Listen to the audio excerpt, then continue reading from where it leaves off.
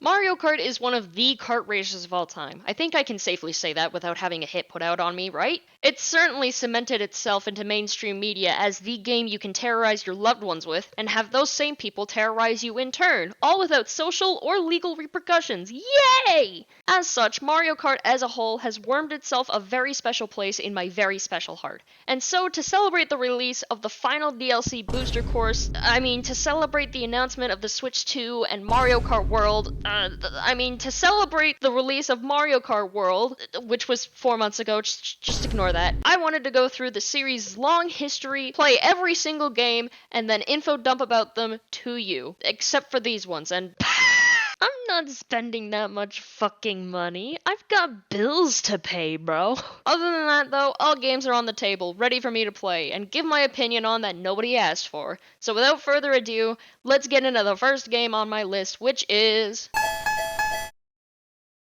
Okay, this one's gonna need an explanation. So, Super Mario Kart World and Mario Kart Super Circuit are almost identical. Sure, there's a higher bit rate, jumping from 16 to 32, and the characters you can play are different, and it also looks different, and, there's different tracks to play and stuff. Okay, there's a handful of differences. Look, they're both 2D, they only have the 3 CCs, they both turn like the ground you're driving on got waxed, regardless of the terrain. Hell, you can replay Super Mario Kart tracks in Super Circuit, which not only means there's technically 10 cups to choose from here, but that retro tracks made their first official debut in Super Circuit. Did you know this was a thing? I didn't know this was a thing. Yeah, you gotta unlock them by collecting 100 coins in a cup while winning the race. And you have to do that on every cup, on every CC, which is exactly why I only have the Retro Mushroom Cup unlocked for 50cc, because I suck nuts at these games. I'm the first to admit, hand in heart, I probably am just really bad at these games. I've been spoiled with 3D environments my whole driving gaming career, and these two games were my first time racing in 2D. And it was miserable. Mainly with the turning. I briefly mentioned it earlier, but oh my god. Whenever I try to turn, or god forbid, drift, I suddenly go from driving on a dirt road to driving on butter, and I wind up on the side of the road. It doesn't even matter what the terrain is. At least in Super Circuit, it's manageable. I was able to kinda get my head around the drifting, just enough to beat all the cups. I'm not doing this though. I refuse. Super Mario Kart though? I couldn't do it. That game broke me. I barely got through 50cc, and after that, the game was borderline unplayable. Overall, they're fine, I guess. I see why some people would like these games. The visuals are quite appealing, despite the limitations each system had. The music's kinda bopping, but the abysmal turning means I'm never gonna touch either of these games ever again after this video's done. I'm sorry. Okay, look, I know I said that Super Circuit's turning isn't as bad, but I forgot to mention that this straight up doesn't apply on Ribbon Road. Genuinely fuck this map, I hate it so much. Finally, some third dimension. Mario Kart 64 is one of the many Mario Kart games that I played as a little kid and was unable to play for a decade afterwards. So finally being able to pick it up again was transcendent. And yep, Kalimari Desert is still my favorite track in the whole game. Once again, the music is solid, the track list on display is great, except for this thing, I hate it. And sure, the controls are something you have to get used to, but it's still a billion times better than this crap. So the conclusion I came to was that this game is exactly as I remember it, with the exception of one single thing. One thing I somehow failed to remember as a kid, and this is likely because of my lack of kart racing experience. This game is fast. Like, way faster than you'd think. It's kinda crazy. It's not uncontrollably fast, except for in a couple of places, but that's mainly because of all the turning that needs to be done. But make no mistake, it is a fast game. I actually kinda wish the modern games were just as fast as Mario 64. It makes 50cc at least 30 times more bearable. It's also the first game to introduce mirror mode, so do with that information what you'd like. I'm very neutral on its existence, except for in Toad's Turnpike. That track can go directly to hell. Every other version is fine, just mirror mode Toad's Turnpike. Just fuck that track. I hate it so much on mirror mode, it's the worst. Overall though, it's a genuinely good game, except for like those two issues, which one of them I wouldn't even really consider that much of an issue. It's fine, but overall, I still like it. I'd recommend giving it a go sometime if you just want honest, simple Mario Karting fun. This game, though, complete opposite end of the spectrum. This is like transitioning from crossing the hills of the American countryside to face the British in Boston to trenching the beaches of fucking Normandy. And the things it brought to the table, regardless of how long those new things lasted, were fucking crazy. We get 2 people in 1 car, which means the character count more than doubled overnight. On top of that, each character combo gets their own unique vehicle. There's also a truckload of new items, with a large handful of them being special items exclusive to 2 characters, with the chance of getting that item being doubled when you're using a character combo. With the items in question ranging from handy to downright broken. In no Mario Kart game before or after this has picking a character impacted your gameplay as much as in this game. It is nuts. On top of that, the tracks are great, the music is great, with a few songs in particular being incredible, and I'm glad to report, aside from a few small places which you'd gradually get used to anyway, the game controls beautifully. Nintendo finally got their shit together when it came to the controls, and I couldn't be happier. However, there is just one thing that this game changed about the core formula that would impact the way Mario Kart games are played for the rest of the franchise. I didn't bring them up in the previous 2 entries because I wanted to talk about them specifically here, but I'm just gonna rip the band-aid off. The computer players in the older games, despite being notorious for cheating to a comical degree in some cases, aren't that bad. Maybe I just got really lucky or the computer bots are just programmed that way, but in all 3 of the older games that I played, I can count on one hand how many times I actually had to defend myself from something being thrown at me. The answer is 4, by the way. In Super Mario Kart, bots have exclusive items that only they can use, meaning that if you pick that specific character, you're not getting the items. I'm sorry. Those items specifically being reskinned throwables, and Mario and Luigi going Starman mode whenever you get too close to them. Don't worry about that, that's just their self-defense mechanism to ward off predators. Just give them some space, you'll be fine. In Mario Kart 64, which is the most well-known instance of the computer players cheating, I mean, just look at this, they're fucking stupid. They are incredibly dumb. And finally, in Super Circuit, the worst thing they do is bump into you and make you lose coins, which slows you down. Sure, there was like the occasional blue shell, which makes up the roughly 3 other times that I was assaulted by another computer player. And even then, that's kind of a strong word, because you can block them in this game. You can block blue shells in this game. This is the only game you can fucking do this in. Why? So, honestly, I don't mind the cheating that much. As long as you stay in front of everybody, have an emergency item for the one time that a computer player is going to attack you in all 3 of these games, and most importantly of all, you can actually drive the car, you're fine. That is until Double Dash happened. I don't know what Nintendo told these guys. Maybe they think you burn their crops, poison their water supply, and put a 10-year plague on their lands. I don't know, but Jesus Christ, these guys are out for blood. Coupling that with the new items introduced in this game, these sessions of Mario Kart can be fucking chaos. And I can't get enough of it. Look, I said what I said earlier, I don't mind the computer players in the previous games, but man do I prefer this way more. I want to fight for my position in first. I want to defend my position in first place with honor. I want to stand at the podium stained in the blood of my enemies, holding that trophy in the air for everyone and God to see.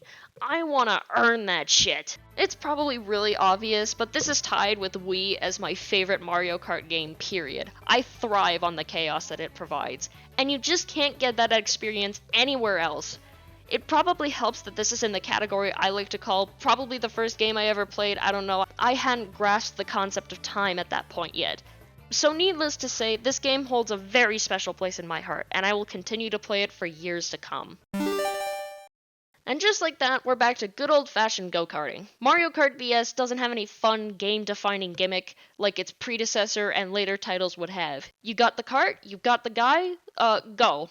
And that's probably why, out of all of them, Mario Kart DS is the most forgettable to me. That's not a joke, by the way. I was writing the next section of this script, and I realized I forgot to play and record Mario Kart DS for the video. I'm not very good at this. The tracks are fine, even though I forgot half of them. The music's fine, even though I forgot half of them.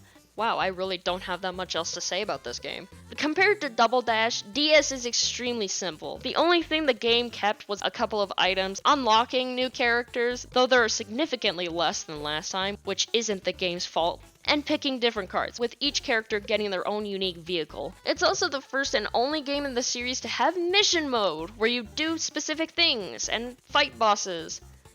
Not much else to add there. They debuted in Mario Kart DS, and it was revealed after a guy went prodding around the game's code that mission mode was in development for Mario Kart Wii, but wound up getting cut in the final product for unknown reasons. A change that would remain, however, was the permanent return of retro tracks, and they are infinitely easier to unlock. Here's how you do it. Step 1. Play the game.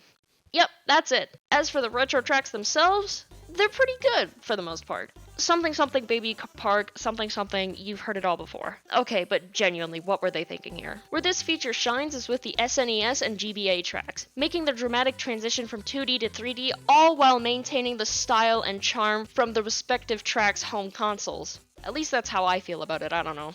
Overall, it's fine, and just like 64, one that I'd recommend playing if you just want a simple, feel-good game of Mario Kart. Except this time you can cut your finger on the sharp edges of these character models.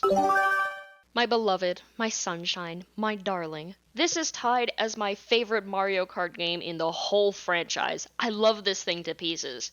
Anytime I feel like scratching a cart-shaped itch in my brain, I'll set up the Wii U, pop this sucker in, and oh my god, it's 9 PM. It does almost just as much in terms of content delivery as Double Dash, the only difference being that most of these changes actually stayed. That was really mean, I'm sorry. It added bikes, which gave them a unique mechanic. That mechanic in question? Wheelies! When you're driving in a straight line, you can flick your Wii remote upwards to pop a wheelie. While performing the wheelie, you can get a little speed boost, and as a trade-off, bikes don't get as many drift boosts as karts do, which I don't mind. Speaking of boosts, they added a mode that disables drifting boosts for some reason. I don't know why they added this. Like, seriously, who picked this? Who are you? Do you need a doctor? We have free healthcare up here, bro. I can hook you up. Nintendo must have been thinking the same thing because it was introduced in Wii and never showed up again. Finally, it added the trick system, which has become a staple in Mario Kart gameplay. If you're not busting a move after making a jump so you can get a speed boost upon landing, are you even playing modern Mario Kart? No, you're not. I literally just said that it debuted in this game. Nice going, genius. Also, I forgot to mention this, but they added 4 more racers to the track, so instead of racing against 7 other computers, you race against 11, and I love it. Other than that, you've got the usual stuff. Roster, which is just as strong as Double Dash. They got rid of the unique cars for each character, going instead with a handful of karts and bikes for each weight class, which sucks. Tracks are really great. Honestly, this is my favorite lineup in the whole series. The music is so addicting, it could be considered a Schedule 1 narcotic. Jesus Christ, it's beautiful! I'm sorry, I know I'm glazing this game. I love it so much. It's genuinely like one of my favorite games. I love it so much. I'm sorry, I need a minute. Oh, you want to talk about forgettable Mario Kart games? When was the last time you remembered this game existed? Go on, tell me. I'll wait. No, take your time. I can wait. Okay, look, I think the game's good, okay? But if this isn't the most blatant example of a game being overshadowed by the better younger sibling, I don't know what is. It introduced the fully customizable kart mechanic, which got rid of bikes, but don't worry, they'll be back in the next game. It introduced underwater driving and gliding, which adds a whole new dimension to the track design. Hell, they even found a way to implement these new mechanics into the retro tracks in this game. And I'd argue they do it pretty well, except for right here. Why did you get rid of the net and replace it with the gliding section? You had a perfectly fine gliding section right here. That decision single-handedly knocked Maple Tree away from a 10 to like a 7 for me. What the hell? Oh, it introduced the segment system, where really long tracks are broken down into segments so you only have to lap the whole track once. That's nice. Thanks to these new driving mechanics, the track design is phenomenal. The music, it's fine. It's nothing really to write home about, except for maybe Neo Bowser City. That one's a banger. Let's have a look at the roster. We got the usual 8, welcome back guys, Rosalina, Shy Guy, good to see you guys, the Honey Queen from Mario Galaxy, Lakitu, Wiglet, what the fuck? Okay, I just want to say this one more time. I think the game's fine. It did a lot for the franchise, and its contributions will likely remain for the rest of Mario Kart's lifespan. Unfortunately, though, I'm probably going to forget about this game again because this thing exists. Sorry, 7 fans, please don't kill me for saying this. And now, we make it to our last stop of the day, Mario Kart 8. The deluxe version. I'm not touching that thing, you can't make me.